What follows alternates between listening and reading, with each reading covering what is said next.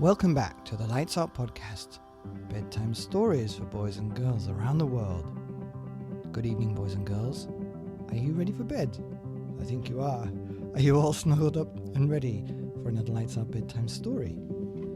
Good, because you're in for a treat tonight. That's right. We've got chapter 12 of Fantastic Mr. Fox by Roald Dahl. What was that? And tonight's chapter is called Badger. Mr. Fox and the 3 remaining foxes dug fast and straight. They were all too excited now to feel tired or hungry. They knew they were going to have a whacking great feast before long, and the fact that it was none other than Boggis's chickens they were going to eat made them gurgle with laughter every time they thought of it. It was lovely to realize that while the fat farmer was sitting up there on the hill waiting for them to starve, he was also giving them their dinner without knowing it. "Keep digging," said Mr. Fox. "It's not much further."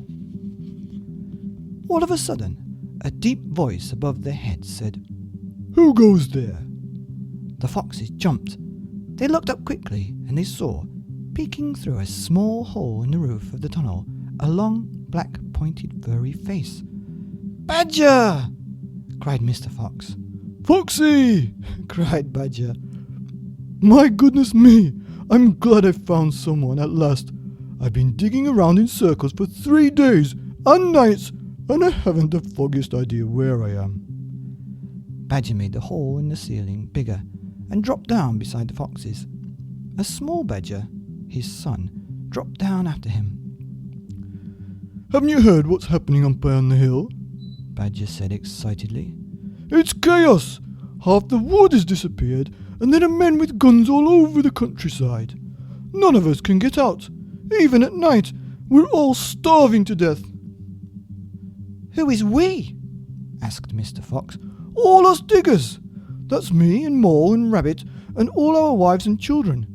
Even Weasel, who can usually sneak out of the tightest spots, is right now hiding down my hole with Mrs. Weasel and 6 kids.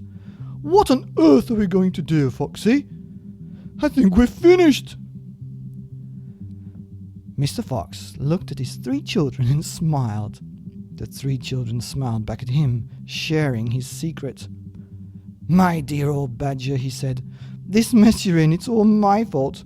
"I know it's your fault," said Badger furiously. "And the farmers are not going to give up till they've got you. Unfortunately, that means us as well. It means everyone on the hill." Badger sat down and put his paw around his small son. "We're done for," he said softly. "My poor wife up there is so weak, she can't dig another yard." "Nor can mine," said Mr. Fox, "and yet, at this very minute, she's preparing for me and my children the most delicious feast of plump, juicy chickens." "Stop!" cried Badger. "Don't tease me, I can't stand it." "It's true!" cried the small foxes. "Dad's not teasing. We've got chickens galore." "And because everything is entirely my fault," said Mr. Fox, "I invite you to share the feast. I invite everyone to share it. You and Mole and Rabbit and Weasel and all your wives and children. There'll be plenty to go around, I can assure you." "You mean it?" cried Badger. "You really mean it?" Mr. Fox pushed his face close to Badger's and whispered darkly, "Do you know where we've just been?" "Where?" "Right inside Boggis's chicken house number 1. "No!" "Yes, but that is nothing to where we are going now. You have come just at the right moment, my dear Badger. You can help us dig, and in the meanwhile, your small son can run back to Mrs. Badger and all the others and spread the good news."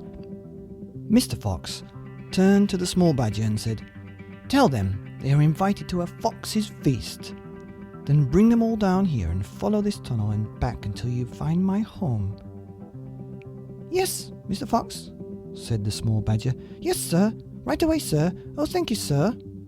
And he scambled back quickly through the hole of the roof of the tunnel and disappeared. Whew, the end of chapter 12 of Fantastic Mr. Fox by Roald Dahl, and that chapter 12 was called Badger. Here on the Lights Out podcast, bedtime stories for boys and girls around the world. Good night.